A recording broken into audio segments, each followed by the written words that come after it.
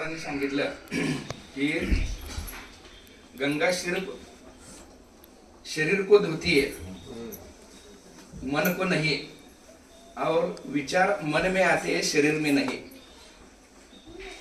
म्हणजे सद्गुरूंनी काय सांगितलं, सगळ्याचं मूळ हे विचार आहे आणि तुम्ही ह्या विचारांवर लक्ष ठेवा.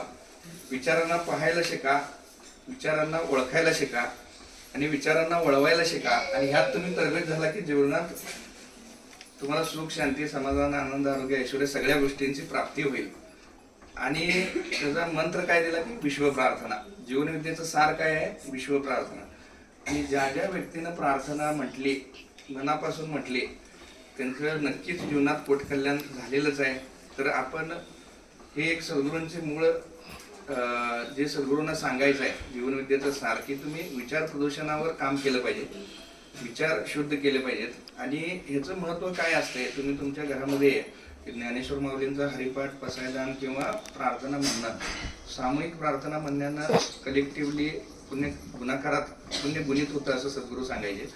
आणि ह्या दिव्य विचार लहरींचं हे ब्रह्मांडात प्रक्षेपण झाल्यानं किंवा तुमच्या वास्तूमध्ये त्याचं प्रक्षेपण झाल्यानं नक्कीच एक प्रकारची पॉझिटिव्ह ऊर्जा ह्या ब्रह्मांडात प्रसृत होत्या. आणि ह्याचं एक वेगळं विशेष असं महत्त्व आहे.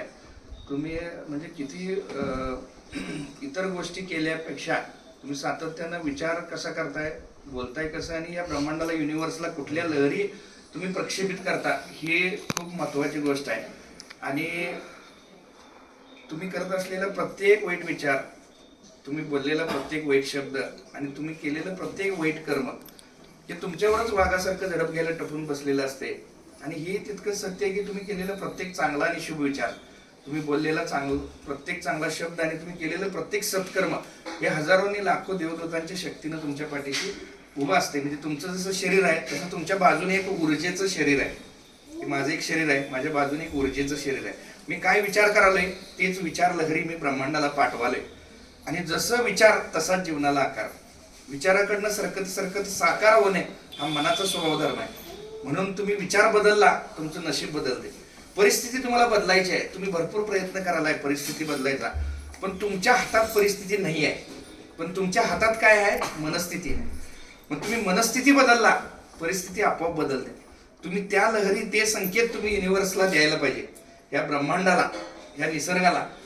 तुम्ही जितकं पॉझिटिव्ह संकेत देता, कुठल्यापासून जोपर्यंत 60,000 विचार करता की नाही, मग जेवढं पॉझिटिव्ह संकेत लहरी तुमच्याकडनं प्रक्षेपित होत राहतात तेवढं तुम्हाला चांगलं चांगलं चांगलं चांगलं चांगलं जीवनात अनुभव येतात. म्हणून सद्गुरू काय म्हणायचे, तुम्ही रोगाचा विचार केला तुम्ही रोगी व्हाल, तुम्ही भोगाचा विचार केला तुम्ही भोगी व्हाल, तुम्ही दारिद्र्याचा विचार केला तुम्ही दरिद्री व्हाल, आणि तुम्ही श्रीमंतीचा विचार केला तुम्ही श्रीमंत व्हाल. पण जनरली आपल्याला ही विचार करायची, अनिष्ट विचार करायची, कचरा विचार करायची सवयच जडून गेलेली आहे, सवयच लागलेली आहे आपल्याला. सहज आपलं मन निगेटिव्ह विचारात मग्न होते. आणि शत्रू सुद्धा वाईट विचार जेवढा करणार नाही तेवढं वाईट विचार आपण स्वतःबद्दलच करत असतोय. आणि त्याचा परिणाम म्हणून आपल्याला जीवनात अनेक चुकीच्या गोष्टी, तुम्ही जन्मल्यापासून आपण मृत्यू होईपर्यंत जेवढं काय जीवनात चांगलं वाईट तुम्हाला भोगायला येत असतंय त्या प्रत्येकाला कारण हे तुम्हीच असता. आणि ज्यावेळी काय घटना चुकीच्या घडत्यात, वाईट घडत्यात, दुःख येते, त्यावेळी निसर्ग तुमच्याशी बोलत असतोय, ते संवाद साधत असतोय. निसर्ग काय म्हणत असतोय, मला वाटतं तू हे यातनं शिकावंस, मला वाटतं तू हे यातनं शिकावंस. आणि जो त्या घटनेकडे माझं काय तर चुकलंय म्हणून स्वतःकडे इतरांना ब्लेम करत नाही, याच्यामुळे याच्यामुळे याच्यामुळे याच्यामुळे याच्यामुळे वाईट झालं असं म्हणणारी माणसं जीवनात कधी प्रगती करत नाहीत.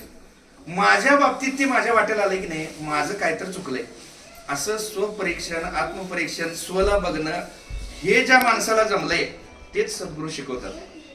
हे ज्यानं बघितलं तो कायम प्रगतीच्या मार्गाला लागला. आणि जो तक्रार करत बसला, भगवान को भी नफरत है उस इंसान से जो हमेशा कंप्लेंट मोड पर रहता है. परेशान प्राणी, ये नहीं दिया वो नहीं दिया, जिंदगी झंड कर दी, ऐसा हुआ वैसा हुआ, ऐसा करके हम क्या यूनिवर्स को बताते हैं. संकेत काय देतोय आपण युनिवर्सला, या ब्रह्मांडाला, तेच आकर्षित करून घेतोय. जसं विचार आहेत आणि जसं बोलणं आहे तेच तुमच्याकडे आकर्षित होणार आहे, लक्षात घ्या. आणि कायम नेहमी म्हणून काय, चांगलं विचार करा, चांगलं बोला, चांगलं कर्म करा, तेच तुमच्या जीवनात येणार आहे.